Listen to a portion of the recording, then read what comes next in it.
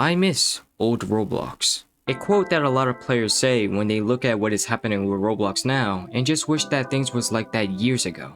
But why? Why do people tend to think old Roblox is better than new Roblox?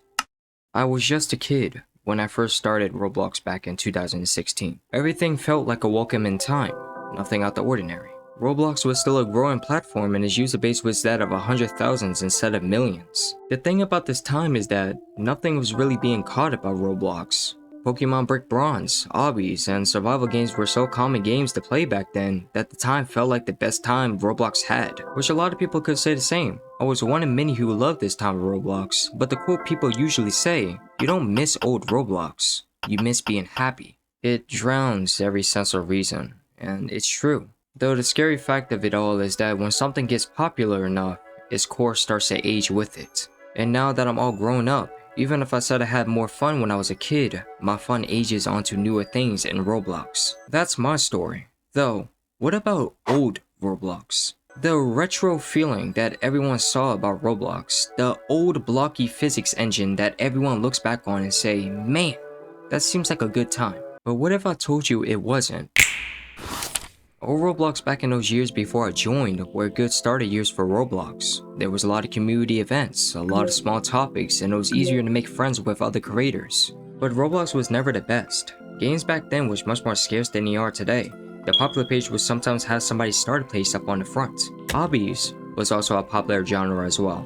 But alongside that, not all games had a strong replayability like how Roblox is now. Avatar creating and getting limited was so much cheaper, but how you made avatars lacked so much customization. Old Roblox was prone to exploits and the whole game could get griefed within seconds. There was times that the Roblox website got hacked, known as the April 1st incident. Roblox was indeed a very fast burning game when it first started out. So, what were the big takeaways from old Roblox? Why is it still a talk about topic?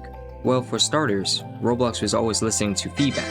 The community events were mostly hosted by Roblox or by the admins due to how small the site was. These events were manageable and there were fun in those. That is why the idea of how Roblox listened to their community for proper feedback was a big staple to how the platform grew, to how everything grows in fact. Another thing about why old Roblox was so noticeable today is due to how it had a charm back then. Games today don't really tend to go for an insane realistic perspective.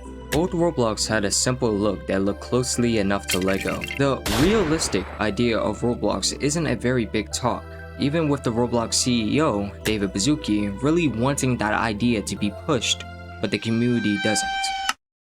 When it comes to now and old Roblox, there's an in-between time. I was in this time, and before 2020, it was a pretty calm time to play Roblox in. Every game that released actually made head markets, simulators, jailbreak, Meep City, we won't go into why, but if you know, you know.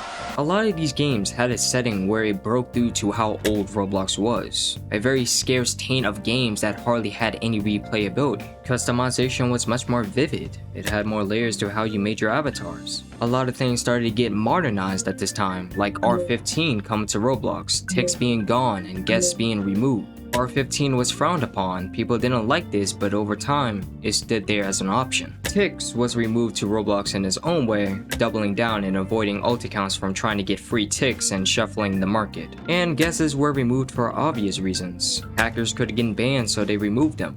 Hell, there was a whole movie on Guess, aka The Last Guess, which was a headline of how Roblox was being shown.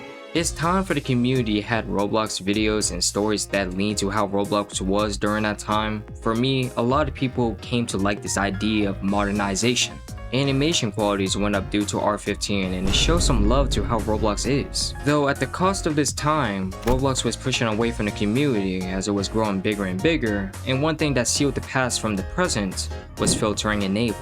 Filtering enabled stopped exploiters from affecting the whole game, but broke thousands of old games that ran on server scripts. It was a very controversial update, some saying it did more harm than good, but it definitely showed that Roblox was sealing its past for some reason.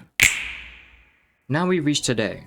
Roblox holds a record of 1 billion users on its platform, which the community at this point had so many talented games that had far more replayability when I was a kid playing Roblox. The engine gotten stronger and a lot of games now are much more fun-inducing than it was years ago. The retro games that the community makes now is all over the place, which comes down to having this look. but putting their own theme to it. Remember when the retro slop was a word or still is? Yeah, think of that in that direction. Roblox retro games had this reimagined version of how old Roblox was, but with their own storytelling and feel that makes you wonder, how did old Roblox feel?